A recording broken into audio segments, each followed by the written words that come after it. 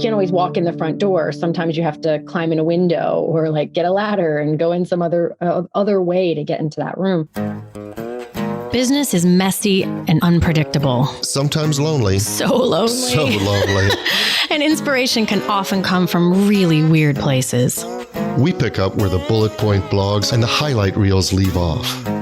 We start with the stories. So here's my story. I just got back from Memorial Day weekend up on our cabin in Spruce Knob in West Virginia. And it was the first time that my extended family, my parents and my sister and her family and my grandmother, who's 96, have all been together in the same space since before COVID. We haven't seen all of them. And so it was a lot of fun, but it was also 11 people in a very small cabin, and it rained all weekend. So it was very tight quarters. It was a lot of peopling for 3 days, more peopling than I have done in tight quarters in a long time. But the savior of the weekend were the board games that we have. And I noticed a really interesting thing, and I've noticed this before, but it was really prevalent this weekend. And that is something that I loved that my parents did as a kid. Was anytime we were playing a new game, whether it was a card game or a board game or whatever, we would spend a little bit of time explaining the instructions, but they didn't belabor that part of it, of trying to get us to completely understand all the nuances of the game before we actually started. Because I'm assuming they understood that there are limitations to what you can actually take in and digest when you don't have context to put it in. So at least I'm assuming that's why they did this. But what we would do is have like a brief summary, but then we would play the first hand, always the first round or the first hand, if it was a card game, or the first round if it was a board game, as an open hand.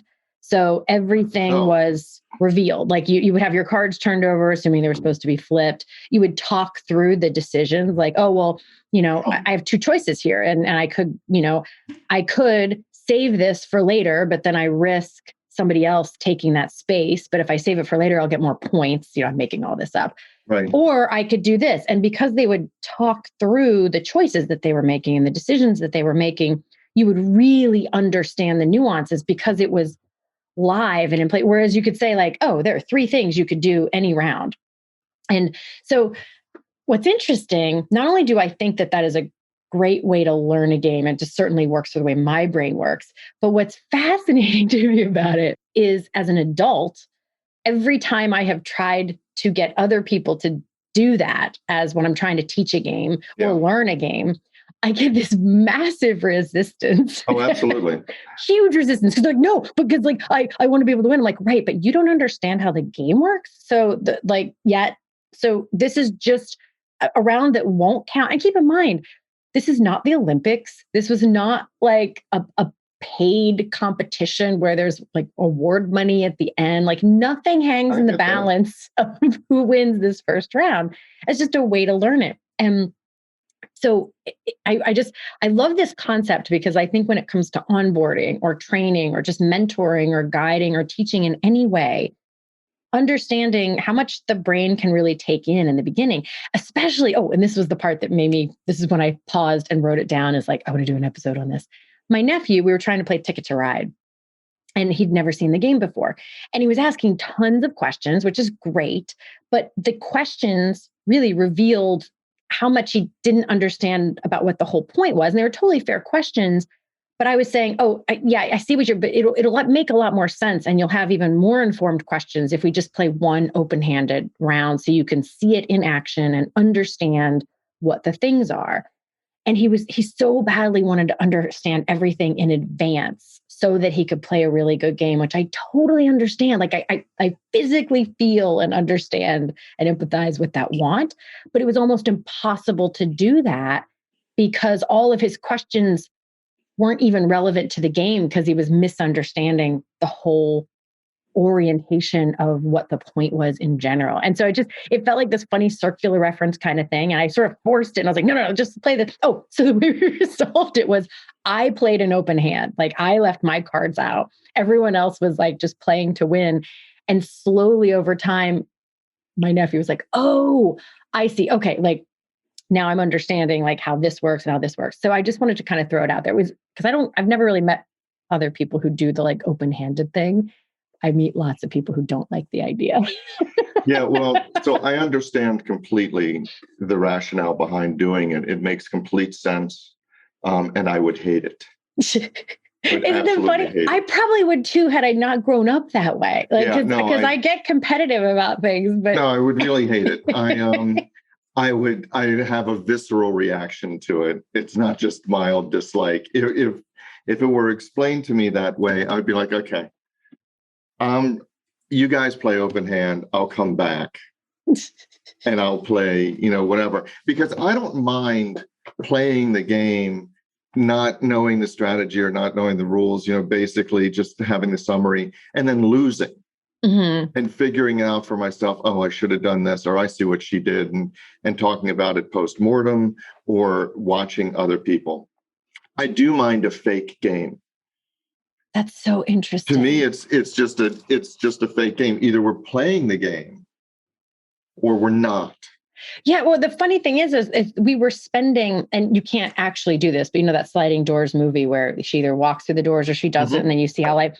Great movie. The way this intro part was going, because it's not, Ticket to Ride it's not a super complex, it's not Risk, game, but it's also not Go Fish. There's a little bit more, trying to understand just even the simple part of, whether you take on the destination cards, you have to understand that they're a gamble, that it's a way to bump your points, but if you're stuck with them at the end, you don't want 30 of them because you'll end up losing points, whatever. And even that bit of it, if you could do a sliding doors sort of thing, we would have spent way more time doing the questions than just doing even just a few rounds, even not a whole game, but let's just play like 3 or 4 laps of how the gameplay would work out so that you could feel the difference between your 3 choices that you have each round. You can either draw cards, get a destination card, or put trains down. And I kept saying those things, but then there would be 40 questions because you didn't understand what each of those things meant, versus if we'd just gone like 2 laps, even not a whole game, but just 2 laps to sort of experience the choices so that then you would understand what the context was. So to me, it's efficient and it's faster, but yeah, I No, see, in our culture, we explain the rules. I will take no questions, and we start. Wow, you're fun. Because I'll tell you. And during the game, oh, can I do this? Well, let's check the rules or whatever. But if somebody tells me, Elliot, you may not want to take a destination card because you can't fulfill it this late in the game. You're going to have to lose whatever. They might talk me out of it, but that's not going to teach me. What's going to teach me is at the end of the game when I can't fulfill it and they move me back 30 spaces. I'm like, oh, because I can see the real content. It's not having failure explained to me. It's actually experiencing failure. I get that, but then you also lose out. But then so here's why. And obviously all of this, and we haven't directly said it out loud, but all of this ties back very clearly to how you get team members up to speed, how you get people, onboarded and soaked into the culture. But if it's cardiothoracic surgery, then probably experiencing failure directly is not going to be the way to go. Right. But what I was going to say was, without the open hand, like, yes, there's learning as you go that first round, but only by chance. For instance, if that didn't happen, if you didn't choose to take on extra cards until such time as you chose to take on extra cards or someone else did and they were stuck with them at the end, you wouldn't learn that lesson. And so it not only does it feel more efficient to me, but it feels more thorough because it's like pausing the movie, which I know also brings up all sorts of ire to like orient someone or explain a thing and then going back and watching more of the movie. So yeah, no, and I get that. I think that maybe it's more efficient. It depends on learning style, because you can explain everything that might possibly happen. But I think that what's interesting to me is at the end of playing the game 40 times or over a 3-year period, who's better? Because I think that the person who doesn't get it explained, and maybe by chance, doesn't learn this thing until the second game, until the fifth game, until the eighth game. It's that evolution of strategy and thinking it through for him or herself that might make them better at the end than somebody who has it. And the pejorative term for me is just spoon fed. To me, yeah. Yeah. So it depends on the context within the business and onboarding. Obviously, if it's front facing, if the choice is, do you provide something deficient to your customer or to your client or to your patient? The answer is no. Did you say deficient? Deficient. Yeah. Oh, okay. Yeah. You don't. Oh, I see what you mean. Okay. You don't produce something that is below your standards for your whoever your customer, client, whatever happens to be. So that's the first priority, and it determines how you're going to onboard, I think. But if the question is solely the experience of the person being onboarded, whether to a game or to the company, and using the game as the launching point, I don't want to be spoon-fed. I don't want people to explain their reasoning for things. I don't want to take my time in doing something that doesn't matter. Yeah, I hear you. So that's so interesting. And when I think of it in terms of when I map it over from like gameplay to onboarding or any kind of training, I don't think of it as not mattering. I think of it as, in that context, I wouldn't necessarily I wouldn't map it over and say do a role play to talk through a thing, but live experiencing. But to your point, it is an issue of learning styles, and I think that's where it's really tricky from a learning style, because we each have our own learning style, and it's hard to not just assume that other people will learn best if we do it that way. For instance, my when someone who has a very auditory learning style just wants to read me a thing, and my kids have finally learned this, they know they can't just read me something. Like they want to ask me a question, they'll be like, "Oh, Mom, what about this?" And they'll read me their homework assignment question. And I'm like, and I just stare at them blankly. They're like, "Oh, right, okay," and they'll hand it to me because I hear them, I understand the sentences, but they don't go anywhere in my brain. Like I can't process it that way very well, and so I need to see it, and they know that, and so.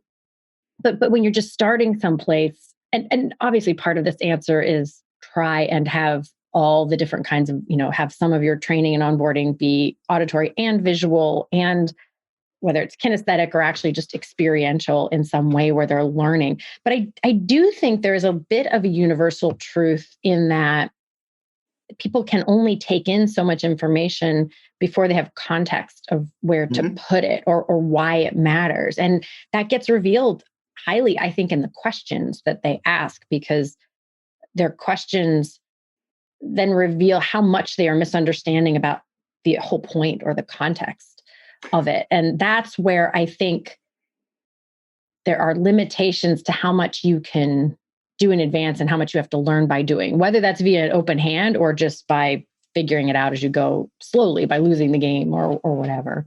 No, and that's true. But here's the thing that when you talk about onboarding that is really interesting to me, and that is, I said at the outset that I have not just a different point of view, I have a visceral reaction to playing this open-handed.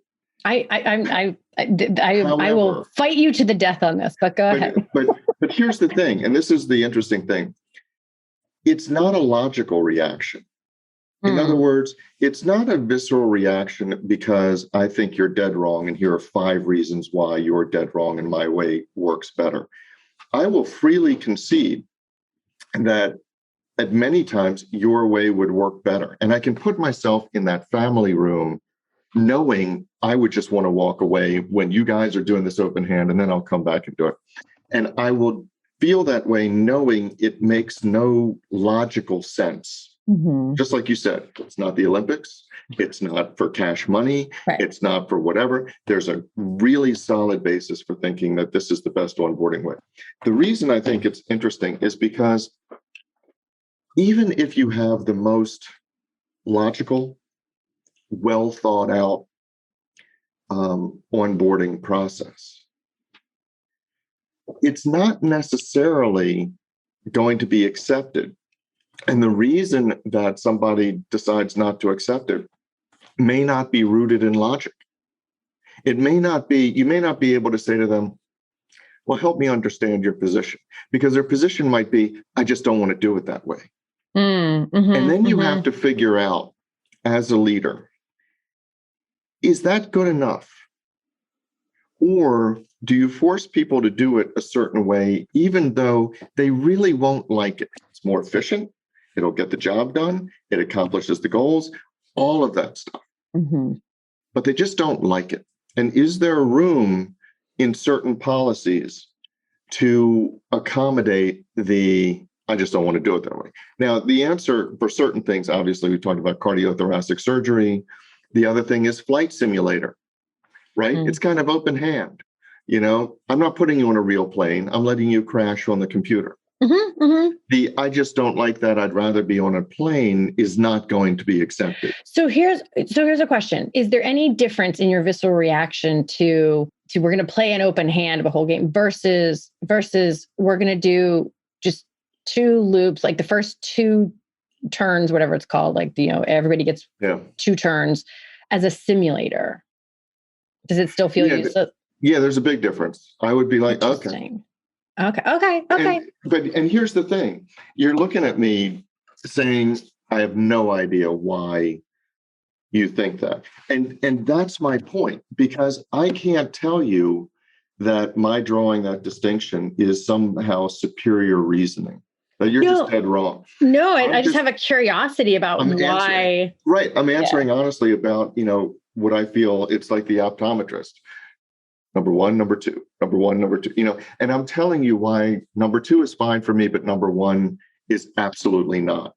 Right. And so the question really is, if you have that reaction from somebody, you know, are you built to accommodate that? And is there a reason to accommodate that? Yeah. And that is because while I do feel very strongly about the value of the way we did it as a kid, I am also so aware of the fact that I feel that way because that's how I grew up learning games. So like those 2 things are not, you know, I know they are conflated into one thing.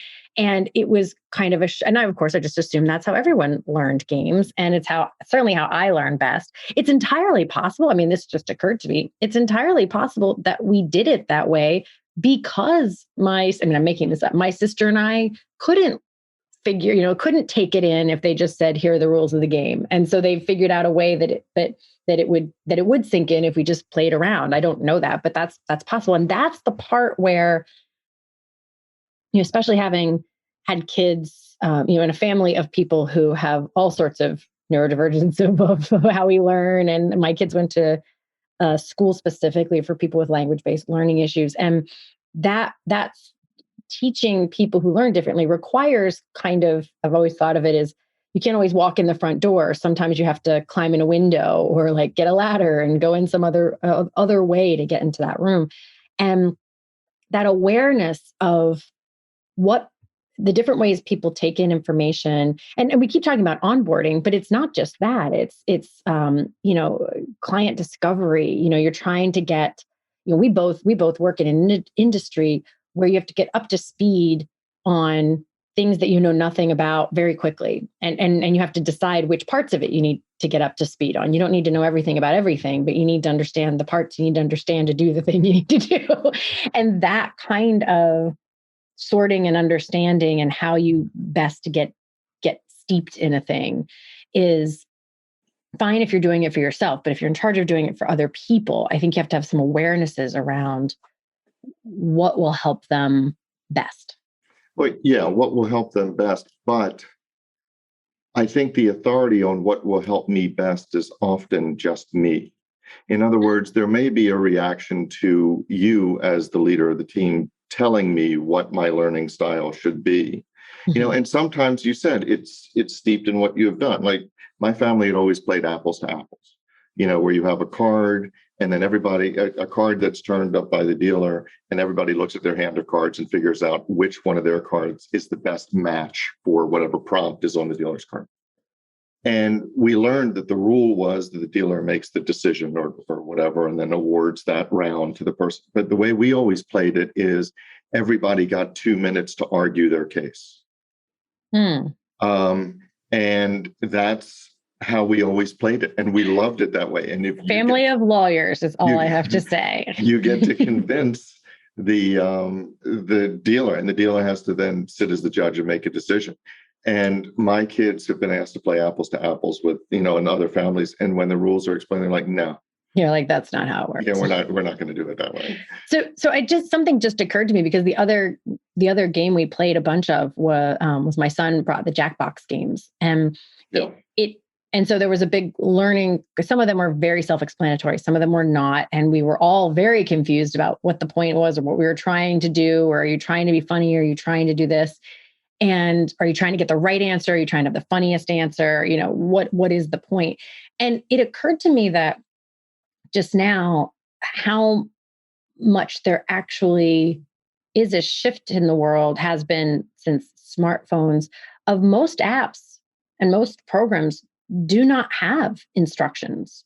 Right. They dump you in, and they're designed in a way that you learn now but it's almost like playing with an open hand, to be honest. I'm not trying to prove a point here, but you do a thing and it'll be like, hey, and as you try it, did you know this? And they'll kind of walk you through. Sometimes they'll have a tutorial, but they are very limited in what they tell you in advance. And they have designed it in a way that you will learn by doing it and then find the things. But that also has issues, because if you don't know that there's a feature and they don't point you, it's not always obvious. And I find out way later, oh, did you know you can do this? And then this happens. You're like, what? I had no idea that was a thing.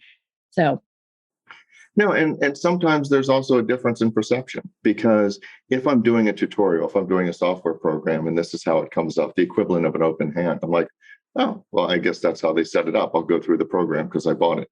I have no problem doing that. Mm-hmm. But if my leader sits down and says, I've decided that this is the way we're going to do it, then there's more of the presumption that comes up. Oh, wait a minute. If you've decided, that means there are options. I don't want to do it that way. You just picked that option out of a number of things. So are you talking about that being prescribed as how you do the actual task you're being taught how to do, or how the learning happens? How the learning happens. Okay. Yeah, how the learning happens. And so I guess I could go along with it, if it's explained to me, if the open hand is explained, and it's something at work where I understand where the authority lies and where I am. And sometimes you just have to follow policies. It doesn't matter whether you agree with it or not. You're in this job, you follow policies. And I can understand that. That's what I signed up for. But if I feel that I have a degree of autonomy, it's at that point that I feel the right.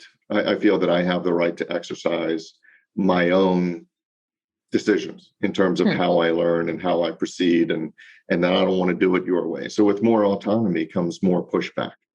I think there are many advantages to it, but yeah, it's so funny. The two things that are bumping up against each other here is, you don't like the open hand idea because it feels like wasted. I don't want to waste my time doing a fake game. And I love the open hand because I get frustrated answering a bunch of questions that aren't even I welcome questions, but when it feels like all of them are a waste of time because they're not actually valid questions, because it has nothing to do with the game, versus legitimate questions I'm happy to explain. But then it feels frustrating to me to try and invest a ton of time in jumping down a bunch of rabbit holes that have nothing to do with the game. But if you say, well, that's not how that works, they're like, yeah, but I really need to understand this point. I'm like, actually, you don't, because that is not even part of this game. And that's the difference between coaching and law, because you take questions and I cut them off. Well, there you go. So that's our story. But the discussion doesn't have to end here. No, it does not. In fact, we don't want it to. No, we don't. That is why we actually have our private Facebook group, which we started to make sure that we could get your comments, your rants, your thoughts, your stories. Your stories. You can find links to that group as well as show notes and links to subscribe via email and how to find us just about anywhere you can possibly find podcasts at sohere'smystory.com. And you can also find us on Facebook and Twitter at SHMS Podcast. And since we know it takes a village. Yes, it does. We'd like to thank our village, our super talented, incredibly patient team. And occasionally snarky team. Yeah, but in the best of ways. In the best of ways. Snarky. Yes. Good mockery. So a huge shout out to the people who actually help us produce our show. First, our sound engineer, Tom Hansen. Thanks to Christy Schmier for our brilliant show notes and all the other fantastic writing she does for us. And to Taylor Mathauer for doing just a little bit of everything. Including wrangling us. Which is no small feat. No, it's not. This is Jody Hume. And I'm Elliot Wagenheim. And you've been listening to So Here's My Story.